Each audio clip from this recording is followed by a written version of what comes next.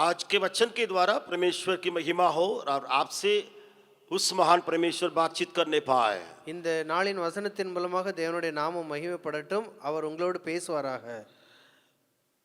मैं आज व्यक्तिगत जीवन की प्रार्थना के बारे में आपसे बातचीत करने पर हूं। நான் இன்றைய தினத்திலே தனிப்பட்ட வாழ்க்கையின் ஜெபத்தை குறித்து உங்கள் மத்தியிலே பேசவிருக்கிறேன். पर्सनल प्रेयर, व्यक्तिगत की प्रार्थना। தனிப்பட்ட வாழ்க்கையிலே ஜெபம்.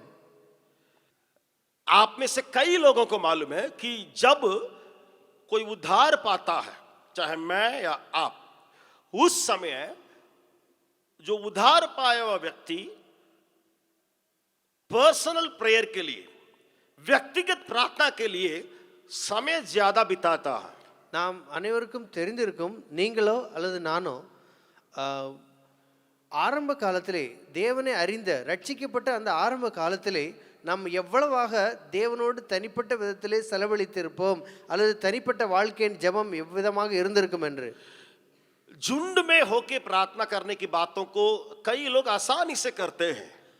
குழுவாக இணைந்து ஜெபிக்கிற காரியம் அநேகருக்கு மிக எளிதாக இருக்கும். साथ में मिलके, 4 जन मिलके, 5 जन मिलके या 10 जन या कलीसिया मिलके प्रार्थना करने की बातों को कई लोग जानते हैं, उसमें कई लोग शामिल भी हो जाते हैं। 4 பேராக இருக்கட்டும், 7 பேராக இருக்கட்டும், 10 பேராக இருக்கட்டும் அல்லது முழு சபையாக சேர்ந்து ஜெபிக்கிறதாக இருக்கட்டும், அது அநேகருக்கும் மிகவும் சௌகரியமாக இருக்கும். लेकिन जो व्यक्तिगत प्रार्थना है, जो अकेले हमें जो प्रार्थना करने के लिए बुलाए गए हैं, वो उतना आसान नहीं है। ஆனால் தனிப்பட்ட வாழ்க்கையிலே தேவனுடைய சமூகத்திலே தரித்திருந்து ஜெபிப்பது அவ்வளவு எளிதான காரியம் அல்ல. 5 मिनट हो, 10 मिनट हो, आधा घंटा हो या 1 घंटा हो, कि हम एक रूम में या एक हॉल में या कहीं ऐसा जगह पर हम अकेले परमेश्वर की स्तुति करते हुए, आराधना करते हुए प्रार्थना करना उतना आसान नहीं है। தனிப்பட்ட வாழ்க்கையில 5 நிமிடமாக இருக்கட்டும், 10 நிமிடமாக இருக்கட்டும், தனியாக இருந்து நாம் தேவனுடைய சமூகத்தில் செலவழிப்பது அவ்வளவு எளிதான காரியம் அல்ல. जिस व्यक्ति को परमेश्वर छूता है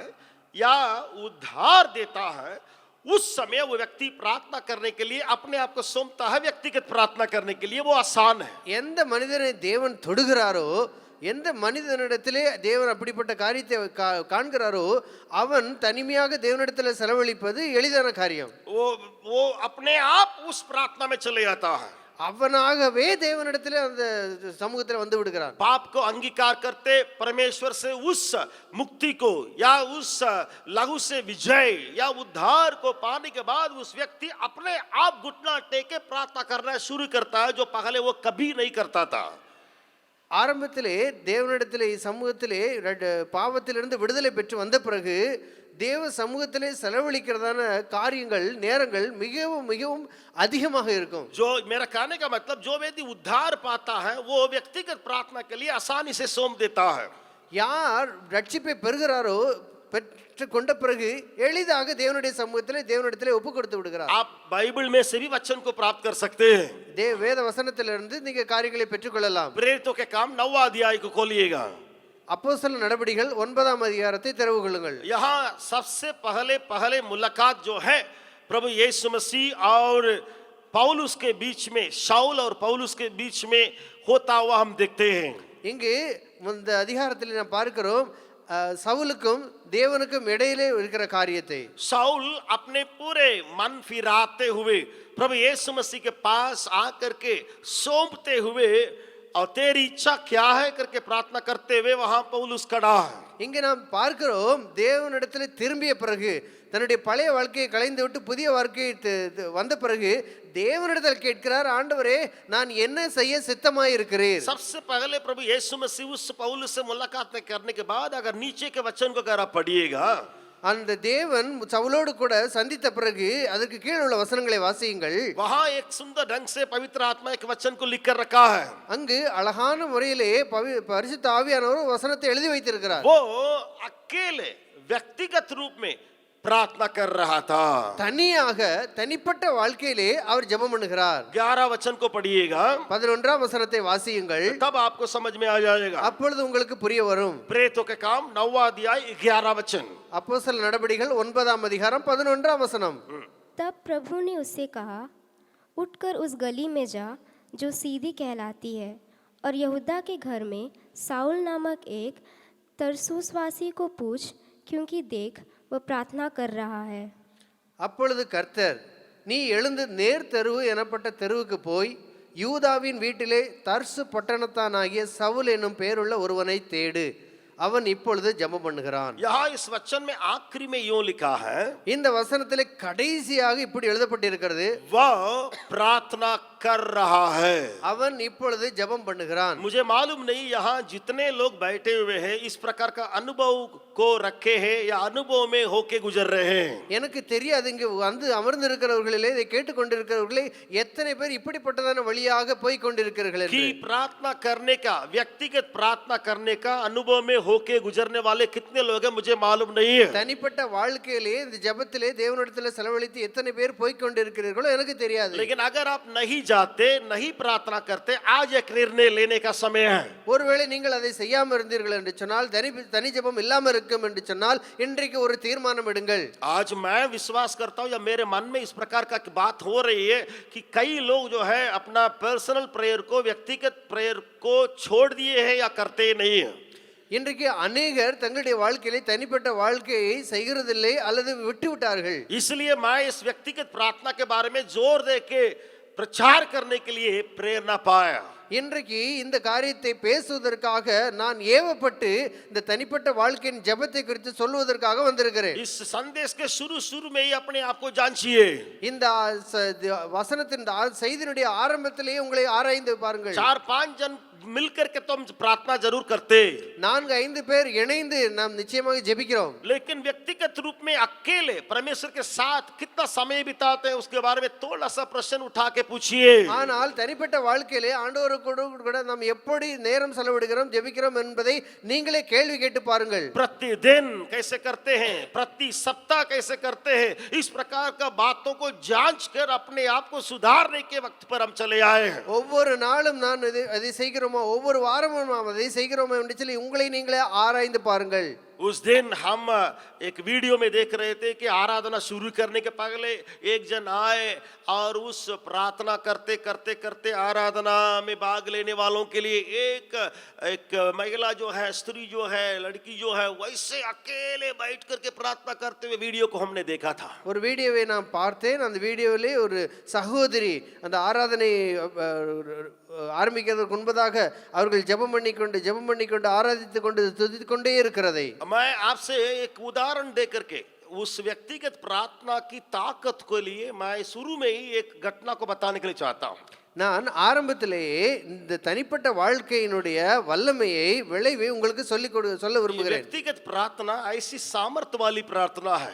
இந்த தனிப்பட்ட வாழ்க்கை அப்படிப்பட்ட ஒரு வல்லமை நிறைந்த வாழ்க்கை. मैं मेरे जीवन में एक बात घटी थी, उसको मैं आपके विश्वास को बढ़ाने के लिए बताने के लिए चाहता हूँ। உங்களுடைய விசுவாசத்தை விருத்தியடை செய்வதற்காக என்னுடைய வாழ்க்கையில நடந்த சம்பவத்தை சொல்ல விரும்புகிறேன். फिर मैं वचनों से आपके बीच में कुछ लोगों की व्यक्तिगत प्रार्थना के बारे में प्रचार करके मैं अंत करने के लिए चाहता हूँ। பிறகு நான் சிலருடைய வாழ்க்கையிலிருந்து சில உதாரணங்களை சொல்லிவிட்டு கடந்து செல்ல விரும்புகிறேன். लेकिन शुरू में ही आपके विश्वास को बढ़ाने के लिए मैं कुछ बातों को कहने के लिए चाहता हूँ। ஆரம்பத்திலேயே உங்களுடைய விசுவாசம் விருத்தியடை செய்வதற்காக நான் சில காரியங்களை சொல்லுகிறேன்.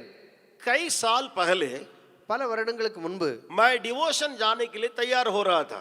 நான் காலை 5 बजे தியானத்திற்காக 5 மணிக்கு போவதற்காக ஆயத்தம் பண்ணி கொண்டிருந்தேன். मैं तैयार हो रहा था, उसी घड़ी एक दिन पहले या 2 दिन पहले मेरा एक भाई, मेरा अपना भाई नहीं लेकिन रिश्तेदारी में मेरा एक छोटा भाई, मैं उसको छोटा भाई करके बुलाता हूँ, वो एक मीटिंग में भाग लेने के लिए, मुझसे बहुत छोटा है, बहुत छोटा, लगभग 20 साल छोटा रहेगा, उतना छोटा है, और उसको नाम लेके मैं बुलाता हूँ। वो 2 दिन या 3 दिन हमारे कैंपस में शायद MPTC का मीटिंग चल रहा था, उस मीटिंग में भाग लेने के लिए वो आया था। என்னுடைய சகோதரன், என்னுடைய சொந்த சகோதரன் அல்ல, ஆனால் உறவுகளுக்குள்ளே ஒரு சகோதரன், 20 வருட வித்தியாசம் இருக்கும். இன்றும் நான் அவரை பெயர் சொல்லித்தான் அழைக்கிறேன். MPTC ட்ரைனிங்காக கேம்பஸ்ல வந்திருந்தார். वो अपना व्यक्तिगत प्रार्थना में हमेशा प्रार्थना करने वाला था। वो அவர் தன்னுடைய தனிப்பட்ட வாழ்க்கையிலே எப்பொழுதும் ஜெபிக்கிறவராய் वो இருந்தார். हमेशा कहीं मौका मिलेगा प्रार्थना करेगा, எப்பொழுதெல்லாம் வாய்ப்பு கிடைக்கிறதோ ஜெபிக்கிறார். लेकिन उसके पूरी बातों को तो मैं नहीं जानता, क्योंकि मैं बिहार में आ गया और वो तमिलनाडु में रह गया, वो नहीं हिंदी जानता था। लेकिन वो मीटिंग के लिए पहली बार वो जम्स खाता में आया था। நான் அவர் தமிழ்நாட்டில் இருந்து விட்டார், நான் ஜெம்ஸுக்கு வந்து விட்டேன், அவருக்கு ஹிந்தி தெரியாது, ஆனால் முதல் முறையாக எம்பிடிசி ட்ரைனிங்க்கு வந்திருக்கிறார். तो मैंने कहा डिवोशन चल रहा है, तुम डिवोशन में आ सकते हो। காலை தியானம் நடந்து கொண்டு இருக்கிறது, நீ அந்த தியானத்துக்கு வரலாம். वो 5 बजे के पहले वो डिवोशन में चले आया। அவர் 5 மணிக்கு முன்பதாகவே டிவோஷனுக்கு வந்து விட்டார். लगभग 15 मिनट 10 मिनट पहले वो चले आया। அவர் 10-15 நிமிடத்துக்கு முன்பதாகவே வந்து விட்டார். लगभग 4:45 बजे 4:45 में 4 மணி 45 நிமிடத்திற்கெல்லாம் வந்து விட்டார். ये कई साल की, कुछ लगभग 5, 6 या 7 साल के पहले की घटना है। இப்போ 5-6 வருடங்களுக்கு முன்பதாக நடந்த காரியம். मैं भी पहले ही पहुंच गया। நானும் முன்பதாக வந்து விட்டேன். मैं वहां खोल के और सारी बातों को तो ठीक करने के लिए जब वहां मैं कुछ तैयारी कर रहा था, நான் முதலாவதாகவே போய் அதை திறந்து சில ஆயத்தங்களை அங்கு செய்து கொண்டிருந்தேன். ये आया, இவர் வந்தார். आते ही घुटना टेक के प्रार्थना करना शुरू किया। வந்த உடனேயே முழங்கால் படியிட்டு ஜெபிக்க ஆரம்பித்து விட்டார். पहली बार चर्च में आ रहा है, முதலாவது சபைக்கு வந்திருக்கிறார். कभी उस चैपल को देखा ही नहीं है। அவர் ஒருபோதும் அந்த சேப்பலை பார்த்தது கிடையாது. उसका लाइटिंग कैसा है, मंच कैसा है, उसका बनावट कैसा, कभी देखा ही नहीं है। அந்த மேடை எப்படி இருக்கிறது, லைட் எப்படி இருக்கிறது, அதனுடைய அமைப்பு எப்படி இருக்கிறது, அதை பார்த்ததே கிடையாது. लेकिन आते ही घुटना टेक के प्रार्थना कर ली। வந்த விதமாகவே வந்த வண்ணமாகவே முழங்கால் படியிட்டார். वो आवाज दे के प्रार्थना कर रहा था, क्या हो रहा है उसको पता नहीं। அவர் சத்தத்தை உயர்த்தி ஜெபிக்க ஆரம்பித்து விட்டார். என்ன நடக்கிறது என்று அவருக்கு தெரியாது. वो एकदम से सामने बड़ा हॉल में प्रार्थना कर रहा था। அவர் முன்னாடி அந்த பெரிய ஹால்ல ஜெபம் பண்ணி मैं கொண்டிருந்தார். अंदर कमरा में गया। நான் அந்த உள்ளுக்குள்ள அறைக்குள்ளே போய் ये सच्ची घटना है जो मेरे जीवन में कभी भूल नहीं सकता हूँ। இது உண்மையான சம்பவம், என் வாழ்க்கையில மறக்க முடியாது. किसी का जीवन में हुआ भी नहीं होगा, யாருடைய வாழ்க்கையில அப்படி நடந்திருக்கவும் முடியாது. जरूर हुआ नहीं होगा, मैं नहीं जानता हूँ। எனக்கு தெரியாது அப்படி நடந்திருக்குமோ என்னமோ. जैसे वो प्रार्थना अपना आवाज उठा के करना शुरू किया, எப்படி அவர் ஜெபிக்க ஆரம்பித்தாரோ आंख बंद कर लिया, கண்ணை மூடி விட்டார். 2 जन अंदर है, 2 பேர் உள்ளே. क्योंकि बहुत लोग नहीं आए, वो लोग 5 मिनट पहले आ जाते हैं, क्योंकि हमारा 45 अभी बहुत टाइम है। हम आ करके वहाँ मिक्सर का जो कपड़ा था उसको मैं ऐसे निकाल रहा था, நான் அங்கே जो ऊपर कवर किया हुआ उस मिक्सर का ऐसे निकाल रहा था हाथ அந்த से। மிக்சர்ல மூடப்பட்டிருந்ததான அந்த துணியை அப்படியாக நான் எடுத்தேன். उसी मिक्सर के अंदर ऊपर, அந்த மிக்சருக்கு மேல आपको मालूम है वहाँ कई बातें जो है बढ़ाने वाले घटाने वाला जो बातें रहती है, उसमें அங்க पूरा நிறைய स्क्रू रहता சுவிட்சஸ் है, नाब இருக்குது, रहता है। கூட்டுவதற்கும் குறைப்பதற்கும். उसी में एक ऐसा सांप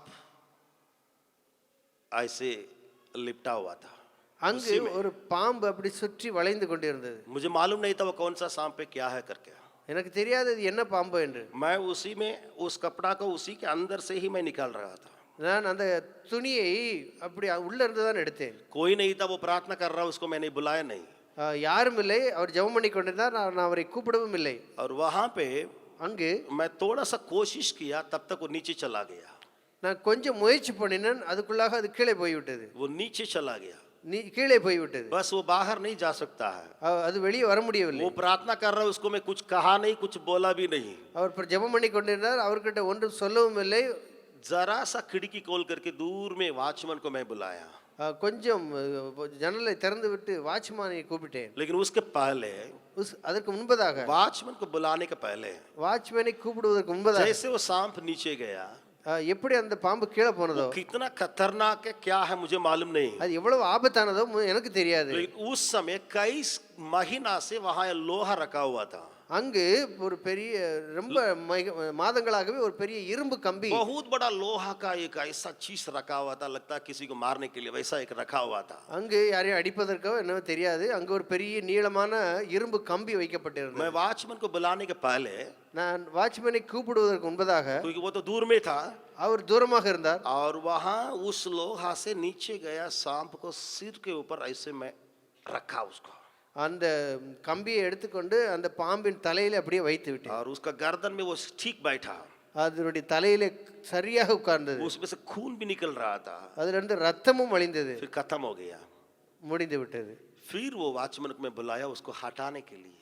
நான் அந்த வாட்ச்மேனை கூப்பிட்டேன் அதை எடுப்பதற்காக. मुझे मालूम नहीं था कौन सा सांप है क्या है, நான் எனக்கு தெரியாதது எப்படிப்பட்ட பாம்பு என்று. लेकिन वो जब आके कहने लगा, அவர் வந்து சொன்னார், बाहर जब डाले, வெளியே போட்டபோது वही सांप जो बहुत खतरनाक क्राइट, उतनी बड़ी सांप वहां चर्च में उसके अंदर छिपा हुआ था.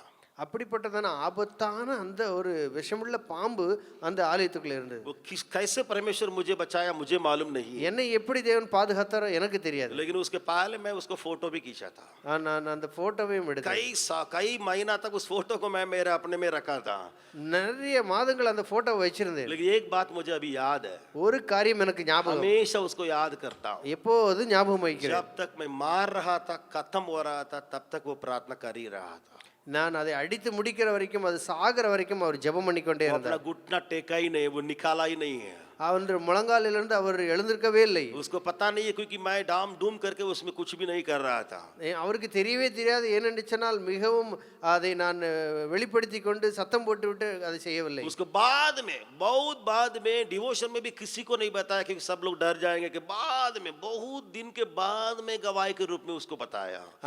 அநேக நாட்கள் கழித்து அவருக்கு நான் அதை சொன்னேன். मैं आपसे एक और घटना बताने के लिए चाहता हूँ. நான் இன்னொரு காரியத்தை சொல்ல விரும்புகிறேன். हमारे हॉस्टल में एक मुसलमान परिवार से लड़की आई थी. நம்முடைய ஹாஸ்டல்லே ஒரு முஸ்லிம் குடும்பத்தை சேர்ந்த ஒரு சகோதரி வந்தாள். वहाँ पढ़ने के लिए 8वां 10वां 9वां क्लास में जब पढ़ने के लिए वो चली आई, 9ஆம் வகுப்பு படிப்பதற்காக வந்தாள். वचन एक भी मालूम नहीं है, வசனம் ஒன்றுமே தெரியாது. यहाँ आके यीशु मसीह को ग्रहण कर ली.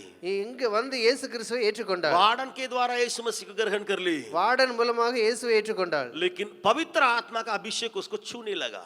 தேவனுடைய ஆவியானுடைய அபிஷேகம் அவளை தொட ஆரம்பித்தது. वो आग जैसे प्रार्थना करती थी. அவர் அக்கினியாக ஜெபித்தாள். वो व्यक्तिगत प्रार्थना करने के लिए शुरू की अपने को. தனிப்பட்ட வாழ்க்கை ஜெபம் செய்ய ஆரம்பித்தாள். जब वो प्रार्थना करती थी, அவள் ஜெபிக்க ஆரம்பித்தாள். उसी हॉस्टल में, ग्रेस हॉस्टल में, அந்த கிரேஸ் ஹாஸ்டல்ல वार्डन बोलती थी, வார்டன் இப்பதமாக जब சொன்னாள், वो लड़की प्रार्थना करती है, ஓ அந்த சகோதரி ஜெபிக்கிறாள். उस प्रार्थना करते समय चारों तरफ आग जैसे दीवार जैसे दिखाई पड़ता है. அவள் ஜெபிக்கிறதான நேரத்தில் அவளை சுற்றிலும் அக்கினி போன்ற மதில் நான் காண்கிறேன். मैं यहाँ मेरे संदेश को शुरू करने के लिए चाहता हूँ. இங்கு நான் என்னுடைய செய்தியை ஆரம்பிக்க இருக்கிறேன். व्यक्तिगत प्रार्थना आपको आग जैसे संभाल के सुरक्षा करने वाली एक ऐसी प्रार्थना है. தனிப்பட்ட வாழ்க்கையினுடைய ஜெபம் அக்கினியை போன்ற பாதுகாப்பை தரக்கூடியது. इस हाथा में व्यक्तिगत प्रार्थना करने वालों को मैं खड़ा करने के लिए चाहता हूँ. இந்த இந்த வளாகத்துக்குள்ளே தனிப்பட்ட ஜெபத்தை செய்கிறவர்களை நான் நிறுத்த விரும்புகிறேன். आप 1 महीना के लिए आए होंगे, ஒருவேளை நீங்கள் ஒரு மாதத்திற்காக வந்திருக்கலாம், आप 1 साल के लिए आए होंगे. ஒரு வருடத்திற்காக வந்திருக்கலாம். मैं जैसे संदेश तैयार कर रहा था, मेरे मन में ये विचार उठा था, நான் செய்தி ஆரம்பித்துக் கொண்டிருந்த பொழுது எனக்குள்ள இப்படிப்பட்ட ஒரு எண்ணம் வந்தது. हे प्रभु, स्कूल में सेवा करने के लिए कई लोग आ रहे हैं, ஆண்டவரே, ஸ்கூல்ல வேலை செய்வதற்கு अनेகர் வருகிறார்கள். या हॉस्पिटल के लिए कई लोग आ रहे हैं, மருத்துவமனையில अनेகர் வருகிறார்கள். या कोई होम के लिए कई लोग आ रहे हैं, ஹோம்ஸ்ல अनेகர் வருகிறார்கள். या फील्ड के लिए कई लोग आ रहे हैं. இன்னும் ஃபீல்டுக்கு अनेகர் வருகிறார்கள். लेकिन ऐसे लोगों को तू वहां से विदा कीजिए. அப்படிப்பட்ட மக்களை நீர் அனுப்பும். लोग आके कहे, ஆண்டவர் அவர்கள் வந்து சொல்லட்டும், मेरे लिए प्रार्थना करने के लिए सेवकाई दीजिए, எனக்காக ஜெபிக்கிற ஊழியம் கொடுங்கள், मेरे लिए प्रार्थना करने के लिए सेवकाई दीजिए. ஜெபிக்கிற ஊழியத்தை கொடுங்கள். मैं घुटने टेक के प्रार्थना करने के लिए चाहता हूँ. நான் முழங்கால் படியிட்டு ஜெபிக்க விரும்புகிறேன். तमिलनाडु में बैठ के प्रार्थना करना अलग सी बात है, தமிழ்நாட்டில இருந்து ஜெபிக்கிறது பெரிய காரியம். लेकिन तमिलनाडु से आकर के बिहार में क्षेत्र में अपने कमरा प्रार्थना करना अलग बात है. ஆனால் தமிழ்நாட்டில இருந்து வந்து இங்க வந்து ஒரு ரூம்ல அறையில ஜெபிப்பது பெரிய दोनों का बहुत फर्क है, ரெண்டுக்கும் வித்தியாசம் உண்டு. दोनों सेवकाई की बहुत बड़ा अंतर है. ரெண்டு ஊழியத்துக்கும் வித்தியாசம் உண்டு. आपको मालूम है, हमारे जम साता से जवान लोग निकलते थे, நம்முடைய வளாகத்திலிருந்து வாலிபர்கள் எழும்பினார்கள். अपने बाइक से निकलते थे, அவர்களுடைய வண்டியிலே போனார்கள். ठंडा में रोहतास पहाड़ में जाते थे, ரோத்தாஸ் மலைக்கு போனார்கள். 60 किलोमीटर 70 किलोमीटर जाते थे. 60-70 கிலோமீட்டர் பயணம் பண்ணினார்கள். क्यों? ஏன்? क्यों? ஏன்? वो यहाँ हाथा को छोड़ करके उस चर्च में, उस घर में जाकर के प्रार्थना करने के लिए जाते थे.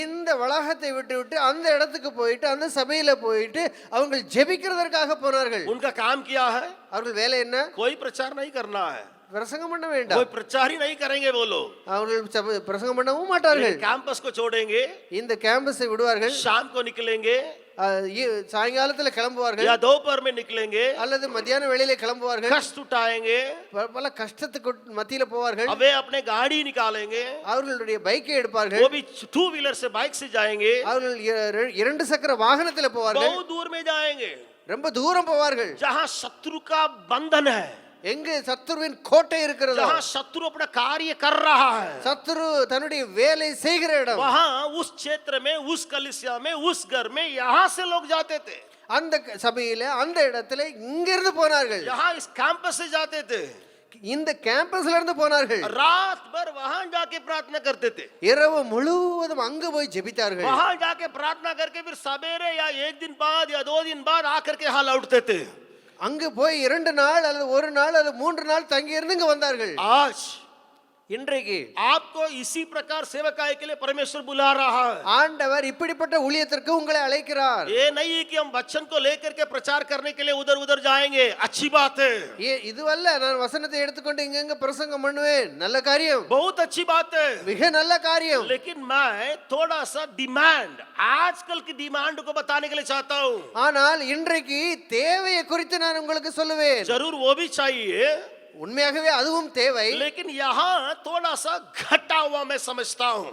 ஆனால் இங்கு கொஞ்சம் குறைவை நான் உணர்கிறேன். यहाँ उस प्रार्थना का जीवन थोड़ा घटा हुआ महसूस करता हूँ. இந்த ஜெபத்தின் வாழ்க்கையின் குறைவை நான் உணர்கிறேன். इसलिए मैं आपसे इस प्रकार पुकार देने के लिए मैं चले आया हूँ.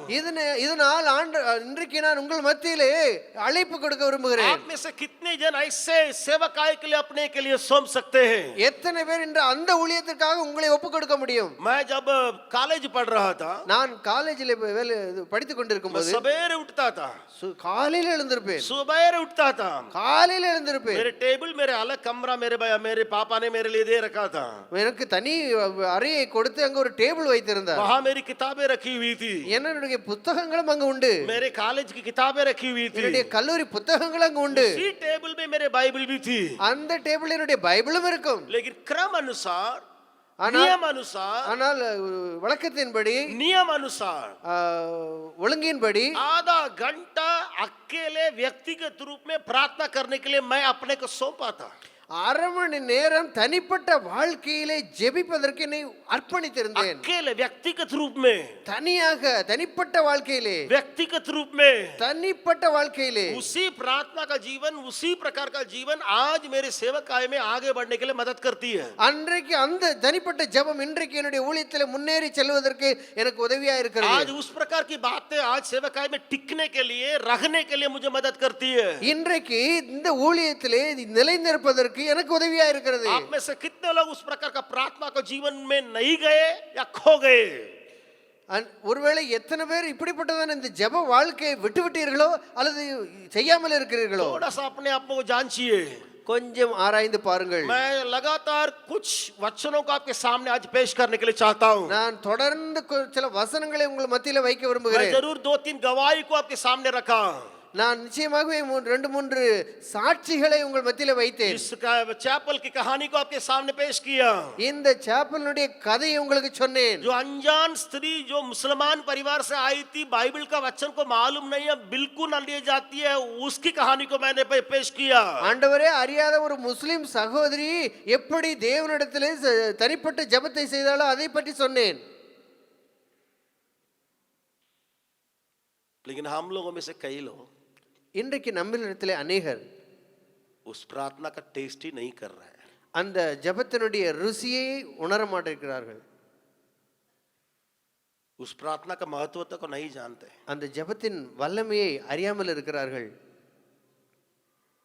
5 लोगों की स्थिति और उसकी प्रार्थना, उसका प्रतिफल को जल्दी जल्दी बोल के अंत करने के लिए चाहता हूं. 5 பேருடைய ஜெப வாழ்க்கை அதனுடைய விளைவு இதை சொல்லி சீக்கிரம் கடந்து செல்ல விரும்புகிறேன். जो कुछ बोलने जा रहा हूं, எதை சொல்ல விரும்புகிறேனோ सारी व्यक्तिगत प्रार्थना, எல்லாம் தனி ஜெபம்.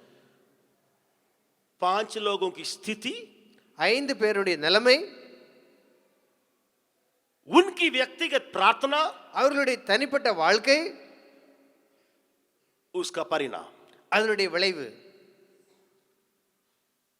पुराना नियम से, नया नियम से कुछ वचनों को आज मैं आपके कानों में डाल के बाकी अध्ययन के लिए मैं आपको छोड़ करके मैं यहाँ से विदा होने के लिए चाहता हूँ। பழைய ஏற்பாட்டிலிருந்து புதிய ஏற்பாட்டிலிருந்து இந்த காரியங்களை சொல்லிவிட்டு உங்களை நான் அனுப்ப இருக்கிறேன்.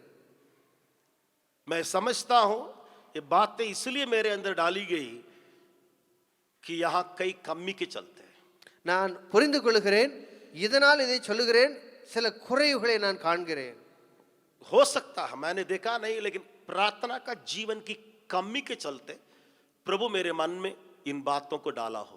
நான் பார்க்கவில்லை, ஆனாலும் இதனுடைய தேவை உணர்ந்து சொல்லுகிறேன். ஆண்டவர் என் உள்ளத்திலே வைத்திருக்கிறதை. ये नहीं कि घुटना टेकर ही प्रार्थना करना है, இதுவல்ல முழங்கால் படியிட்டு தான் ஜெபிக்க வேண்டும் ये என்று. नहीं कि एक ही जगह में ही प्रार्थना करना है, இதுவல்ல ஒரு இடத்துல இருந்து தான் ஜெபிக்க வேண்டும் என்பது. लेकिन मैं आपका और परमेश्वर का रिश्ता, ஆனால் இன்றைக்கு உங்களுக்கும் தேவனுக்கும் இடையே உள்ள உறவு, इसी के बारे में இதை குறித்து व्यक्तिगत रिश्ता, தனிப்பட்ட உறவு कुछ भी अगर हो जाए என்ன நடந்தாலும் तुरंत ऊपर आवाज देना, உடனே ऊपर ऊपर ऊपर आवाज करना, परलोकத்துக்கு பரலோகத்திலிருந்து சத்தம் வரும். कुछ भी मेरे लिए हो रहा है, என்னதான் எனக்காக நடக்கட்டும், मेरे आवाज यहां नहीं जाएगा। என்னுடைய சத்தம் இங்கே போகாது. अगर ये मुझे कुछ कर रहे हैं, இவர் ஒருவேளை ஒன்று செய்யலாம், मैं इसको कुछ भी नहीं कर रहा, நான் இவரை ஒன்றும் செய்யவில்லை. लेकिन ये ஆனால் இந்த சத்தம் मेरे मुंह से ऊपर என்னுடைய வாயிலிருந்து புறப்படுகிற வார்த்தை, कितने भी तकलीफ, कितने भी परीक्षा, कितने भी बातें मेरे सामने चले आ रहा, எவ்வளவு சோதனைகள், எவ்வளவு கஷ்டங்கள் என்னுடைய வாழ்க்கையில வரட்டும், 4-5 लोगों को मिल के प्रार्थना नहीं, 4-5 பேரை கூட்டி ஜெபிக்கிறதல்ல. क्योंकि मैं बोल नहीं पा रहा हूं, என்னன்னு சொன்னாலும் சொல்ல முடியாது. लेकिन ऊपर स्वर्ग को सुनाना, ஆனால் வானத்திற்கு கேட்கப்படட்டும். या भीतर ही भीतर एक कहरने की बात है, ஆனால் உள்ளத்தில் இருக்கிறதான அந்த ஒரு கதறுகிற காரியம், ये भीतर ही भीतर रोने की बात है, உள்ளத்திலே அழுகிற ஒரு காரியம், ऊपर स्वर्ग के साथ कनेक्शन बनाए रखने की बात है, அந்த வானத்தின் அந்த சொர்க்கத்தோடு கூட வைக்கிறதான ஒரு உறவு, वो भी पर्सनली व्यक्तिगत रूप में कनेक्ट किया जाने की बात है। தனிப்பட்ட வாழ்க்கையிலே அதை தொடர்பு படுத்துவது. उस प्रकार का 5 व्यक्ति का नाम आज बाइबल से लेने के लिए चाहता हूं। இன்றைக்கு 5 பேருடைய வாழ்க்கையினுடைய காரியத்தை குறித்து நான் உங்களுக்கு சொல்ல விரும்புகிறேன். एक है हन्ना, ஒன்று அன்னாள், दूसरा दानियेल, இரண்டாவது தானியேல், तीसरा याबेश, மூன்றாவது யாபேஸ், और चौथा स्तिफनुस, நான்காவது ஸ்தேவான், और 5वां यीशु मसीह। ஐந்தாவது இயேசு கிறிஸ்து. मैं फिर से कहने के लिए चाहता हूं, மறுபடியும் சொல்ல आप விரும்புகிறேன், इन लोगों की कहानी की प्रार्थना को घर में जाके पढ़िएगा। இவர்களுடைய ஜெபத்தை வீட்டிலே போய் நீங்கள் பாருங்கள். हन्ना, அன்னாள், दानियेल, தானியேல், याबेश, யாபேஸ், स्तिफनुस, ஸ்தேவான், प्रभु यीशु मसीह। இயேசு கிறிஸ்து. ये 5 जन के बारे में, व्यक्तिगत प्रार्थना के बारे में बाइबल साफ से कहती है। இந்த 5 பேரை குறித்தும் வேதம் மிக தெளிவாக சொல்லுகிறது. हन्ना की प्रार्थना कैसी थी, அன்னாளுடைய ஜெபம் எப்படி இருந்தது, या हन्ना की हालत कैसे था, அன்னாளுடைய நிலைமை எப்படி இருந்தது, उसका जीवन भर रोने के अलावा कुछ भी बातें दिखाई नहीं पड़ती थी। அவளுடைய வாழ்க்கையில அழுகிறதை தவிர ஒன்றும் தென்படவில்லை. पहला सामुएल पहला अध्याय, முதலாம் சாமுவேல் முதலாம் அதிகாரம், पहला सामुएल पहला अध्याय। 1 சாமுவேல் முதலாம் அதிகாரம். हम इस बात को तो अच्छी तरह जानते हैं, நாம் இந்த காரியத்தை நன்கு அறிந்திருக்கிறோம். लेकिन मैं वहां पे मैं 2 वचन को आपके सामने पहले मैं कह देना चाहता हूं। நான் இன்றைக்கு 2 வசனங்களை உங்கள் மத்தியிலே வைக்க விரும்புகிறேன். आपको मालूम है, உங்களுக்கு தெரியும், वो प्रार्थना करने के पहले, परमेश्वर के भवन में जाने के पहले घर में भी रोती रही, அவள் ஆலயத்திற்கு போவதற்கு முன்பதாக, ஜெபிக்கிறதற்கு போவதற்கு முன்பதாக வீட்டிலேயும் அழுது கொண்டிருந்தாள். भवन में भी परमेश्वर के सामने रोती रही। தேவ சமூகத்திலேயும் தேவனுடைய சமூகத்திலே அழுது கொண்டிருந்தாள். ये हन्ना की कहानी है। இது அன்னாளுடைய நிலைமை. अगर आप 7वां वचन को पढ़िएगा, 7ஆம் வசனத்தை ஒருவேளை வாசிப்பீர்கள் என்றால் वहां लिखा है, அங்கு எழுதப்பட்டிருக்கிறது, परंतु हन्ना के कोई बालक न हुआ। 7वां वचन को देखिएगा, 7वां वचन, इसलिए वो रोती और खाना न खाती थी। கடைசி வாக்கியம் இப்படியாக சொல்லுகிறது, அவள் சாப்பிடாமல் அழுது கொண்டிருப்பாள். फिर वो परमेश्वर के भवन में गई, மறுபடியும் தேவ சமூகத்துக்கு போனாள், परमेश्वर के मंदिर में गई, தேவ ஆலயத்துக்கு போனாள். वहां 10वां वचन में लिखा है, 10ஆம் வசனத்தில் எழுதப்பட்டிருக்கிறது. 10वां वचन क्या कहता है? என்ன சொல்லுகிறது? बिलक बिलक कर रोने लगी, மனம் கசந்து மிகவும் அழுது, बिलक बिलक कर रोने लगी. மனம் கசந்து மிகவும் அழுது. इसको मैं हेडिंग देने के लिए चाहता हूं, நான் அதற்கு ஒரு தலைப்பு கொடுக்க விரும்புகிறேன். रोने की प्रार्थना. அழுகிற ஜெபம், रोने की प्रार्थना, அழுது ஜெபிக்கிற ஜெபம், रोने की प्रार्थना. அழுது ஜெபிக்கிற ஜெபம். इसका प्रतिफल क्या है? அதனுடைய விளைவு என்ன? रोना क्यों रोते हैं? ஏன் அழுகிறோம்? कई प्रकार का दुखे चलते रोते हैं. பலவிதமான துக்கத்தினால் அழுகிறோம். मैं आनंद के चलते रोने की बात को यहाँ नहीं कहता हूँ. நாம் சந்தோஷத்தினால் ஆனந்தத்தினால் அழுகிற அழுகை சொல்லவில்லை. दुख से कलीसिया के चलते दुख हो, लोगों के चलते दुख हो, या परिवार के चलते दुख हो, या किसी बात के चलते, जैसे संतान नहीं है अन्ना को उसी के चलते दुख हो, लेकिन रोने की प्रार्थना के बारे में मैं कहता हूँ. ஒருவரை குறித்ததான ஒரு துக்கமோ, சபையை குறித்ததான ஒரு துக்கமோ, அல்லது மக்களை குறித்ததான துக்கமோ, அல்லது ஒருவேளை அன்னாளை போல குழந்தை இல்லாமல் இருக்கலாம், அப்படிப்பட்டதான ஒரு துக்கமோ, அதை குறித்து நாம் பார்க்கிறோம். हमेशा एवरी टाइम इन क्राइंग, हमेशा रोने में ही वो समय बिताती थी. எப்பொழுதும் அவள் அழுகிறதிலேயே நேரத்தை செலவழித்துக் கொண்டிருந்தாள். ये व्यक्ति जब प्रार्थना में दुख के साथ रोते हुए जब प्रार्थना की थी, இந்த தனிப்பட்ட வாழ்க்கையிலே துக்கத்தோடு கூட அழுது ஜெபித்தாள். 18 वचन कहता है, 18ஆம் வசனம் சொல்லுகிறது. आप 18 वचन को देखिएगा, 18ஆம் வசனத்தை பாருங்கள். उसका मुंह फिर उदास न रहा. அங்கு கடைசி வாக்கியம் இப்படியாக சொல்லுகிறது, அப்புறம் அவள் துக்க முகமாய் இருக்கவில்லை. व्यक्तिगत प्रार्थना करने वाले आप सुन लीजिए, தனிப்பட்ட வாழ்க்கையின் ஜெபிக்கிற ஜெபத்தை பாருங்கள். वो भी रो के प्रार्थना करने वाले आप सुन लीजिए.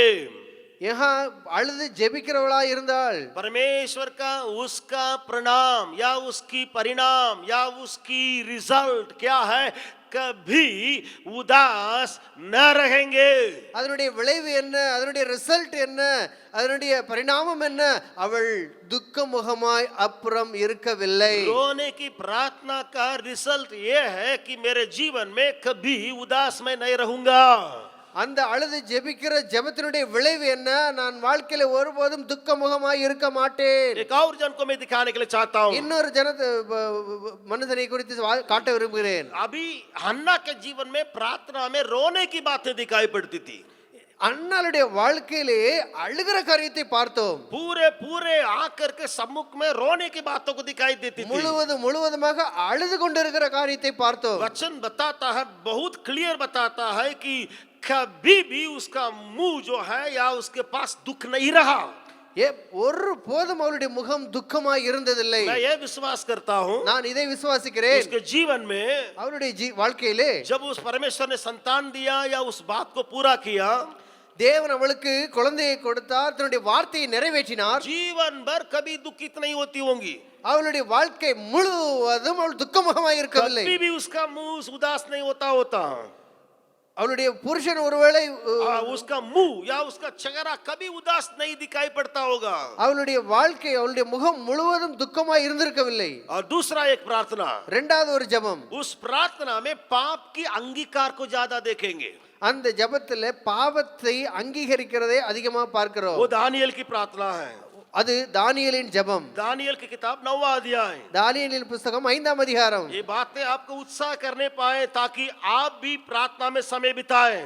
இந்த காரியம் உங்களை உற்சாகப்படுத்தட்டும், காரணம் நீங்களும் அந்த ஜெபத்திலே உயர்வுன்றி வளருவீர்களாக. दानियल की 9वां अध्याय की प्रार्थना को अगर आप देखेंगे, தானியேலுடைய 9ஆம் அதிகாரத்தின் ஜெபத்தை பாருங்கள். वहां एक एक शब्द को देखिएगा कि उदाहरण के लिए 5वां वचन को पढ़िएगा. ஒவ்வொரு வார்த்தையையும் நீங்க பாருங்கள்.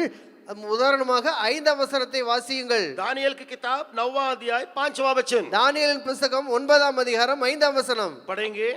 हम लोगों ने तो पाप, कुटिलता, दुष्टता और बलवा किया है और तेरी आज्ञा और नियमों को तोड़ दिया है.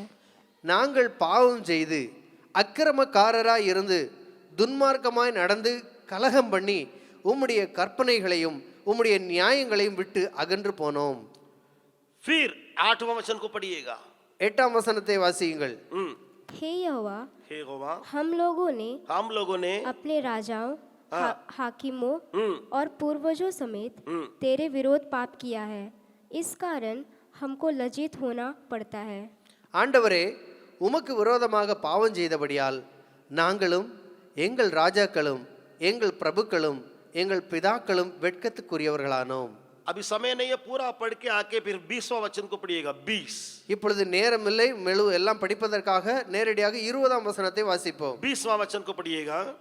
इस प्रकार मैं प्रार्थना करता और अपने इस्राएली जाति भाइयों के पाप का अंगीकार करता हुआ अपने परमेश्वर यहोवा के सम्मुख उसके पवित्र पर्वत के लिए गिड़गिड़ाकर विनती करता ही था।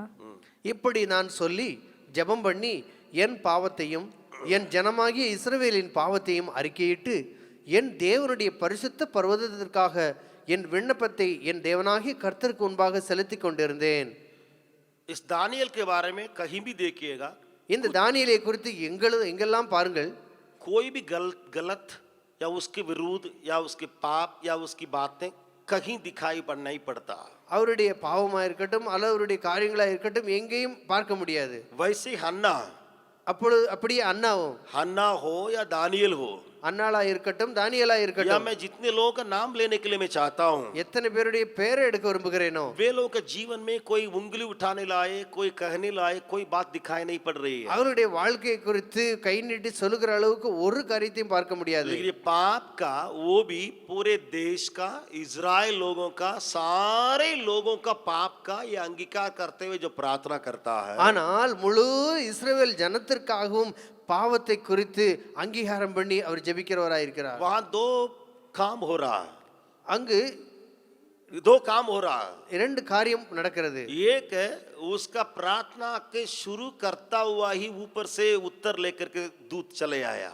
அவருடைய ஜெபத்திற்கு விளைவாக அந்த ஆன்சர் பதிலை கொண்டு வந்தவராக தூதன் அவரிடத்திலே வருகிறார். आजकल मैं मसीहत में एक चीज को देख रहा हूँ, இன்றைக்கு கிறிஸ்தவ வட்டாரத்திலே ஒரு காரியத்தை பார்க்கிறேன், गलती को नहीं मानने का, தவறை உணர மாட்டார்கள், ஏற்றுக்கொள்ள மாட்டார்கள், गलती को नहीं मानने का, தவறை ஏற்றுக்கொள்ள மாட்டார்கள், गलती करेंगे लेकिन मानेंगे नहीं, தவறு செய்வார்கள் அதை ஏற்றுக்கொள்ள மாட்டார்கள். उन्हीं का ही गलती हुआ है लेकिन मैंने किया है सारी नहीं बोलेंगे।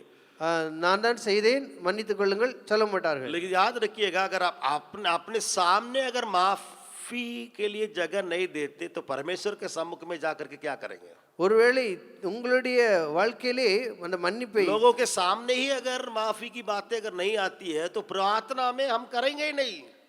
ஜனங்களுக்கு முன்பதாக இந்த மன்னிப்பை நாம் அங்கே சொல்லாத பட்சத்தில் ஜெபத்திலே நாம் எப்படி போக முடியும்? ठीक है, मुंह से तो अंगीकार नहीं करेंगे लोगों के सामने, कम से कम हमारे क्रियाओं में, हमारे एक्शन में, हमारी नजरों में उसको दिखाना चाहिए। அல்லது நாம் ஒருவேளை ஜனங்களிடத்தில் மன்னிப்பு கேட்காவிட்டால் நம்முடைய செயல்கள் மூலமாக நாம் அதை அங்கீகரிக்கிறவர்களாக இருக்கலாம். Powerful prayer is sin confessing prayer. जो पाप का अंगीकार करता हुआ जो प्रार्थना है वो सामर्थ्यशाली प्रार्थना होती है। பாவத்தை அங்கீகரிக்கிறதான ஒரு ஜெபம் வல்லமையுள்ள ஜெபம். दुख मिटाने वाली प्रार्थना रोने की प्रार्थना होती है।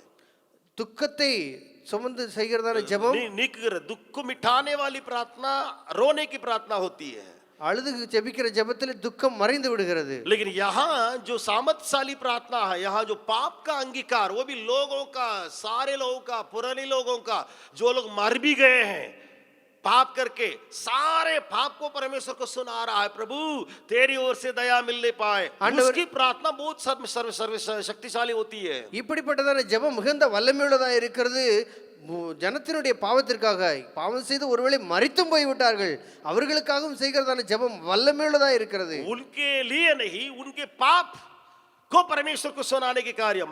हम लोग जो मरे हुए लोगों के लिए प्रार्थना नहीं कर सकते, लेकिन उन्हें पाप किया, उन पापों को भी परमेश्वर को याद दिला के प्रभु क्षमा कर। மறைந்தவர்களுக்காக ஜெபிக்கிற ஜெபம் இல்ல, மறைந்தவர்கள் செய்த பாவத்தையும் நீங்க மன்னியுங்க ஆண்டவரே என்று சொல்லிக்கிற ஜெபம். यहाँ उसका क्या प्रतिफल हुआ? இங்கு அதனுடைய விளைவு என்ன?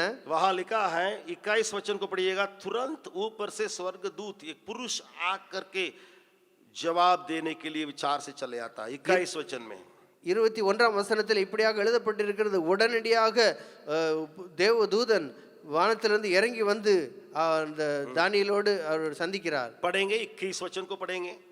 जब वह पुरुष हाँ जिब्राइल, जिसे मैंने उस समय देखा जब मुझे पहले दर्शन हुआ था, उसने वेग से उड़ने की आज्ञा पाकर सांझ के अनबलि के समय मुझको छू लिया हाँ और मुझे बस बस बस அப்படி நான் ஜெபம் பண்ணி கொண்டிருக்கும் போதே முதல் தரிசனத்திலே நான் கண்ட புருஷனாகிய காபிரியேல் வேகமாய் பறந்து வந்து அந்தி பலியின் நேரமாகிய வேளையிலே என்னை தொட்டான். ये देखिए मैं एक रहस्य की बात को यहाँ सिखाने के लिए चाहता हूँ. இங்கு பாருங்கள், நான் ஒரு ரகசிய காரியத்தை சொல்லிக்கொள்ள விரும்புகிறேன். बाइबल के वचन के अनुसार இந்த வேதத்தினுடைய வார்த்தையின்படி अगर स्वर्ग से या परमेश्वर आपको छूना है, टच करना है, तो पाप की अंगीकार होना जरूरी है. வானத்திலிருந்து தேவ தூதன் இறங்கி வந்து ஒருவேளை தொட வேண்டும் என்று சொன்னால் பாவத்தை அங்கீகரிக்க வேண்டும். उसमें बड़ी ताकत होती है, அதிலே மிகுந்த வல்லமை இருக்கிறது. क्योंकि वो छूने से क्या होता है, पाप सब दूर चले जाता है. தொடுகிறதுனால பாவம் எல்லாம் விலகி ஓடுகிறது. आप यशाया नबी की किताब 6 अध्याय में भी इसको पढ़ सकते हैं. ஏசாயா தீர்க்கதரிசியின் புத்தகத்தின் 6ஆம் அதிகாரத்திலே நீங்கள் இதை பார்க்க முடியும். वहां हम देखते हैं यशाया बोल रहा है कि मैं अशुद्ध होंठ वाला मनुष्य हूं और अशुद्ध होंठ वाले मनुष्य रहता हूं, उनके बीच में मैं रहता हूं. அங்கு ஏசாயா சொல்லுகிறார், நான் அசுத்த உதடுகள் உள்ள மனுஷன், அசுத்த ஜாதியின் நடுவிலே வாசம் பண்ணுகிறவன் என்று சொல்லுகிறார். वो अपने को पापी समझ करके वो गलत किया करके समझते हुए वो प्रार्थना कर रहा है. அங்கு பாவி என்று சொல்லி தன்னை அங்கீகரித்துக் கொண்டு பாவத்திற்காக ஜெபிக்கிறார். तो वहां पर भी ऊपर से अंगारा लिए हुए, वचन बताता ऊपर से अंगारा लिए हुए स्वर्ग से आकर के उसको छुया. அங்கேயும் நாம் பார்க்கிறோம், வானத்திலிருந்து அக்கினி தழல் அவருடைய நாவை தொடுகிறது. हमारी पाप की अंगीकार की प्रार्थना वो ऊपर से टच को हमारे पास चल लेके आता है. நம்முடைய பாவத்தை அங்கீகரித்து ஜெபிக்கிற ஜெபம் வானத்திலிருந்து நம்மை தொடுகிறதா இருக்கிறது. और तीसरा, மூன்றாவது, बिल्कुल भविष्य अंधियारा है, अंधकार है, उसकी प्रार्थना को बताने के लिए चाहता हूं. முழுவதும் அந்தகாரம், முழுவதும் இருள், எதிர்காலம், எதிர்காலம். भविष्य में क्या होगा, मैं क्या हूंगा, पूरा लिखा हुआ, कुछ नहीं, हानि और श्राप और मरना मृत्यु, ये लिखा हुआ एक व्यक्ति है.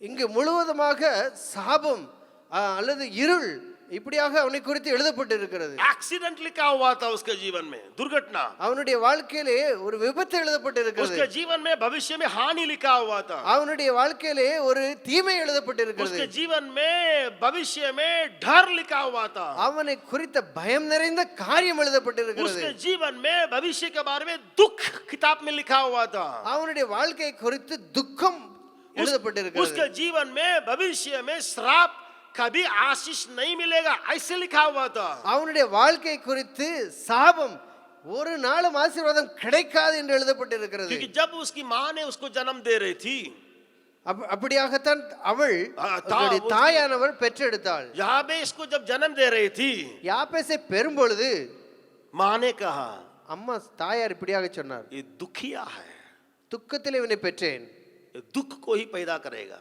இவன் துக்கத்தை தான் பெற்றெடுப்பான், इसके घर में दुख ही रहेगा. இவனுடைய வீட்டில் துக்கம் தான் இருக்கும். कब? पूरे जीवन भर में, जिंदगी में வாழ்க்கை முழுவதும் वही व्यक्ति है. அந்த நபர். क्या आप में से कोई है कि आपके जीवन में ऐसा लिखा हुआ உங்களுடைய समझते हैं? ஒருவேளை நீங்கள் அப்படி நினைக்கிறீர்களோ, நான் இப்படிப்பட்ட மனுஷன் என்று. क्योंकि मेरे परिवार में ऐसे ही मेरी दीदी का, भैया का, मेरे पिता, मेरी माँ और दादी और सब लोग, ये सारी बातें मेरे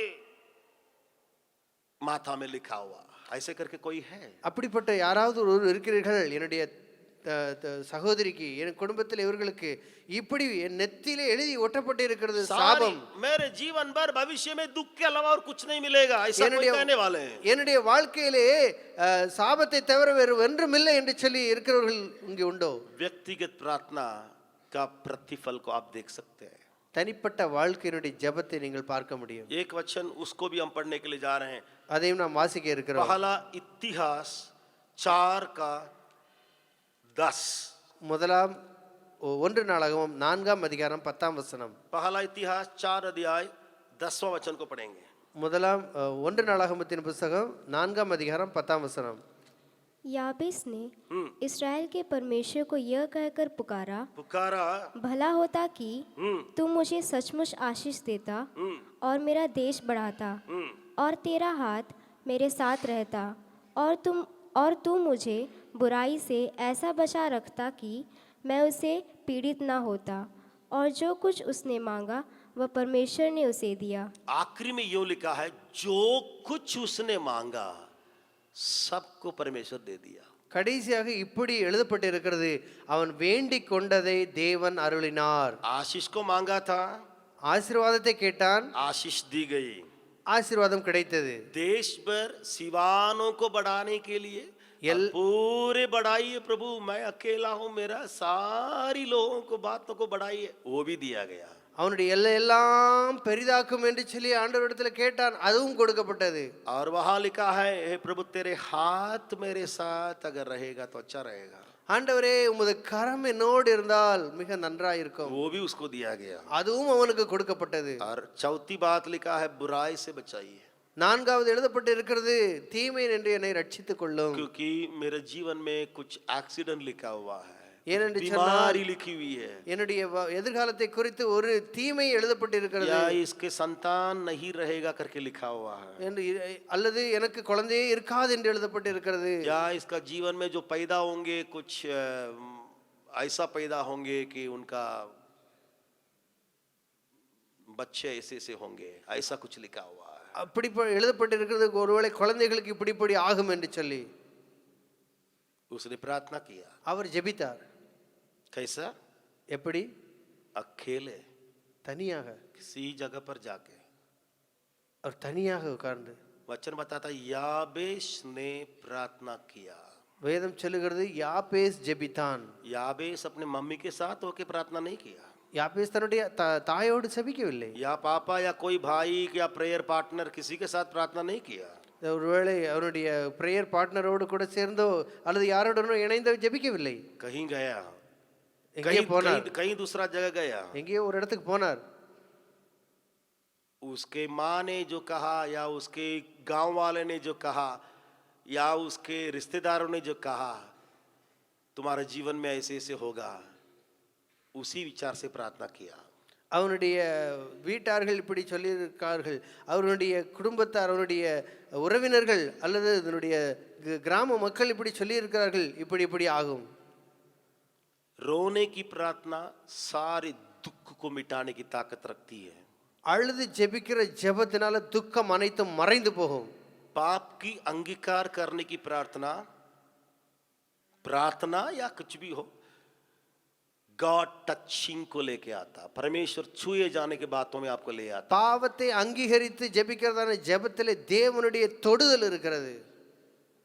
जिसका भविष्य में श्राप लिखा हुआ है, யாருடைய எதிர்காலத்தை குறித்து சாபம் எழுதப்பட்டிருக்கிறதோ, पूरे अंधकार की बातें लिखा हुआ है, முழுவதும் இருளாக காரியமே या எழுதப்பட்டிருக்கிறதோ, बीमारी की बातें लिखी हुई है, அல்லது வியாதியே என்று या எழுதப்பட்டிருக்கிறதோ, दुर्घटना की बातें लिखी गई है, அல்லது விபத்து தீமை என்று எழுதப்பட்டிருக்கிறதோ, जवानी में बच्चे मरेगा, அல்லது வாலிப வயதிலே பிள்ளைகள் மரிப்பார்கள், ऐसी ऐसी बातों में मरेगा, இப்படிப்பட்ட காரியத்திலே அழிவார்கள். उसकी प्रार्थना में सारी आशीष मिलती है। அந்த ஜெபத்துல எல்லா ஆசீர்வாதமும் पूरे கிடைக்கிறது. एक नहीं दो नहीं, संपूर्ण आशीष वो पाता है। ஒன்றல்ல இரண்டல்ல, பரிபூர்ண ஆசீர்வாதம் கிடைக்கிறது. चौथा एक मनुष्य स्तिफनुस, जो पुराना नया नियम में देखेंगे, ஸ்தேவானை குறித்து நான்காவதாக நாம் பார்க்கிறோம் புதிய ஏற்பாட்டிலே. इसकी प्रार्थना का मैं टाइटल देने के लिए चाहता हूँ, இவருடைய ஜெபத்திற்கு ஒரு தலைப்பு கொடுக்க விரும்புகிறேன், क्षमा करने की प्रार्थना, மன்னிக்கிற ஜெபம். ये खुद क्षमा करने वाला। அவரே மன்னிக்கிறவர். देखिए मैं वहां बोला था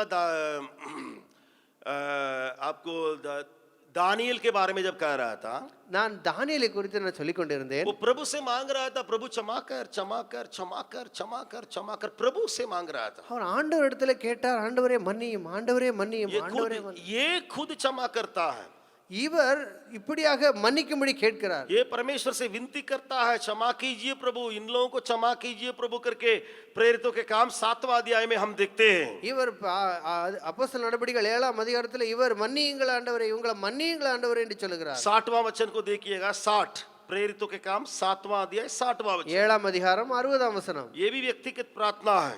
இதுதான் தனிப்பட்ட ஜெபம். पढ़िएगा। फिर घुटने टेकर घुटने टेकर ऊंचे शब्द से पुकारा, ऊंचे शब्द से पुकारा, हे प्रभु, हे प्रभु, यह पाप ये पाप उन पर मत लगा। इन पर मत लगा। और यह कहकर ये कहकर वह सो गया। वो सो गया। அவனோ முழங்கால் படியிட்டு, ஆண்டவரே இவர்கள் மேல் இந்த பாவத்தை சுமத்தாதிரும் என்று மிகுந்த சத்தமிட்டு சொன்னான். இப்படி சொல்லி நித்திரை அடைந்தான். दानियेल उनके विरोध में कोई नहीं आए, दानियेल के विरोध में कोई नहीं விரோதமாக ஒருவரும் வரவில்லை. लेकिन यहाँ स्तिफनुस की प्रार्थना को देखिए, ஆனால் இங்கு ஸ்தேவானுடைய ஜெபத்தை பாருங்கள்.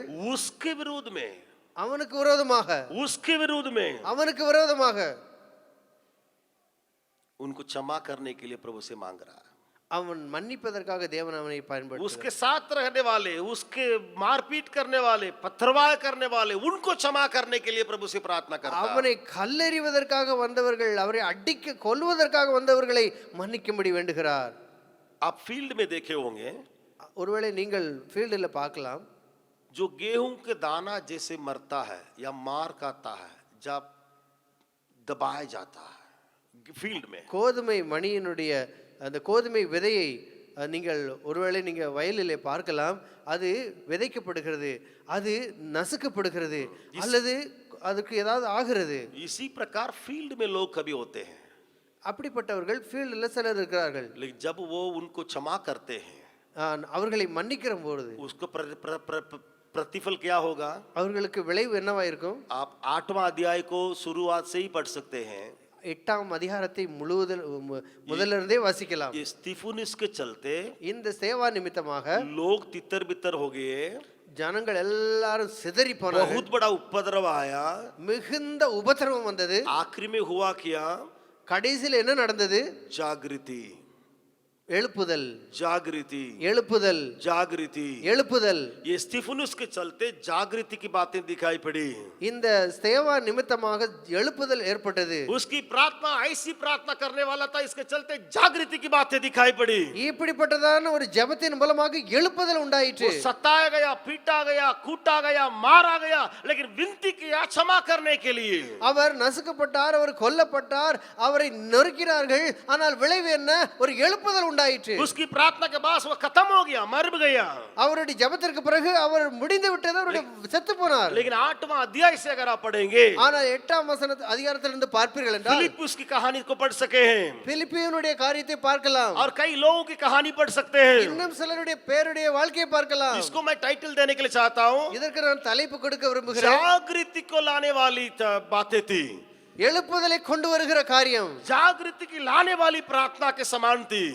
எழுப்புதலை கொண்டு வருகிற காரியத்திற்கு ஒப்புவாக இருந்தது. और आखिरी में கடைசியாக यीशु मसीह की एक प्रार्थना को कह के मैं अंत करने के இயேசு लिए चाहता கிறிஸ்துவின் हूं। ஜெபத்தை சொல்லி முடிக்கிறேன். हम जानते हैं यूहन्ना रचित सुसमाचार 17वां अध्याय में, நாம் அனைவரும் அறிந்திருக்கிறோம், யோவான் சுவிசேஷம் 17ஆம் அதிகாரம், यूहन्ना रचित सुसमाचार उसका 17वां अध्याय, 17ஆம் அதிகாரம், யோவான் எழுதின நற்செய்தி நூல் 17ஆம் அதிகாரம். उसकी प्रार्थना के चलते मैं पवित्र हूँ। அவருடைய ஜெபத்தினால் நான் பரிசுத்தமாக இருக்கிறேன். यीशु मसीह की प्रार्थना में ऐसी ताकत थी இயேசு கிறிஸ்துவின் ஜெபத்தில் அப்படிப்பட்ட ஒரு வல்லமை இருந்தது. कि मैं पाप नहीं कर सकूंगा, நான் பாவம் செய்ய மாட்டேன், मैं पाप में नहीं गिरूंगा, நான் பாவத்திலே விழ மாட்டேன். क्योंकि मेरा यीशु ने प्रार्थना की, प्रार्थना कर रहा है। ஏனென்று சொன்னால் என்னுடைய இயேசு ஜெபம் செய்தார், செய்து கொண்டு இருக்கிறார். ये भी व्यक्तिगत की प्रार्थना है, இதுதான் தனிப்பட்ட ஜெபம். ये भी व्यक्तिगत की प्रार्थना है। இதுதான் தனிப்பட்ட ஜெபம். 16, 17, 18, 19 वचन को आप पढ़ सकते हैं घर में जाके। 16, 17, 18, 19 வசனத்தை வீட்டிலே போய் படியுங்கள். यूहन्ना रचित सुसमाचार 17वां अध्याय 16, 17, 18, 19 वचन को घर में जाके पढ़िएगा। யோவான் நற்செய்தி நூல் 17ஆம் அதிகாரம் 16, 17, 18, 19 வசனத்தை வீட்டிலே போய் வாசியுங்கள். वहां पे 17 वचन को पढ़िएगा, 17ஆம் வசனத்தை வாசியுங்கள். मैं पढ़ दे रहा हूं। நான் படிக்கிறேன். 17वां अध्याय का 17वां वचन यूहन्ना, 17ஆம் அதிகாரத்தின் 17ஆம் வசனம். आप मन में आसानी से याद कर सकते हैं। நீங்கள் மிகவும் எளிதாக அதை यूहन्ना 17 का 17, யோவான் சுவிசேஷம் 17ஆம் அதிகாரம் 17ஆம் வசனம். सत्य के द्वारा उन्हें पवित्र कर, तेरा वचन सत्य है। உம்முடைய சத்தியத்தினாலே அவர்களை பரிசுத்தமாக்கும். உம்முடைய வசனமே சத்தியம். किसके लिए प्रार्थना कर रहा है? யாருக்காக ஜெபிக்கிறார்? आपके लिए और मेरे लिए। உங்களுக்காக, எங்களுக்காக. आपके लिए, मेरे लिए। உங்களுக்காக, எனக்காக. कौन प्रार्थना कर रहा है? யார் ஜெபிக்கிறார்? कौन प्रार्थना कर रहा है? யார் ஜெபிக்கிறார்? परमेश्वर प्रार्थना कर रहा है। தேவன் ஜெபிக்கிறார். God himself prays for you and me। परमेश्वर खुद प्रार्थना करता है आपके लिए और मेरे लिए. तो क्या मैं पवित्र नहीं रह सकता हूँ? நான் பரிசுத்தமா இருக்க முடியாதா? इसलिए बाइबल में एक और घटना को भी आप देख सकते हैं, इसका उदाहरण के लिए। இந்த உதாரணத்திற்காக இன்னொரு காரியத்தையும் பார்க்க முடியும். बाइबल में आप देख सकते हैं, நீங்கள் வேதத்திலே பார்க்கலாம். लूका रचित सुसमाचार, லூக்கா எழுதின நற்செய்தி நூல் 22 अध्याय। 22ஆம் அதிகாரம். इसके ठीक उदाहरण को मैं यहाँ दिखाने के लिए चाहता हूँ, सही उदाहरण को दिखाने के लिए चाहता சரியான உதாரணத்தை சொல்ல விரும்புகிறேன். हूँ। लूका 22 अध्याय, லூக்கா 22ஆம் அதிகாரம் 31-32 वचन को पढ़ेंगे। 31-32 वசனத்தை வாசிக்கலாம். 31-32 वचन 31-32 पढ़ेंगे। समोन, हे समोन, हाँ, देख शैतान ने तुम लोगों को मांग लिया है हाँ, कि गेहूं के समान फटके, परंतु मैंने तेरे लिए मैंने तेरे लिए विनती की विनती की थी, तेरा विश्वास तेरा जाता विश्वास जाता ना रहे। न रहे। बस இங்கு இயேசு கிறிஸ்து இப்படியாக சொல்லுகிறார், பின்னும் கர்த்தர், சீமோனே சீமோனே, இதோ கோதுமையை சுளகினால் புடைக்கிறது போல சாத்தான் உங்களை புடைக்கிறதற்கு உத்தரவு கேட்டுக்கொண்டான். நானோ உன் விசுவாசம் ஒளிந்து போகாதபடிக்கு உனக்காக வேண்டிக் கொண்டேன். நீ குணப்பட்ட பின்பு உன் சகோதரரை ஸ்திரப்படுத்து என்றார். आइए हम सबको ही अपने आंखों को बंद करें।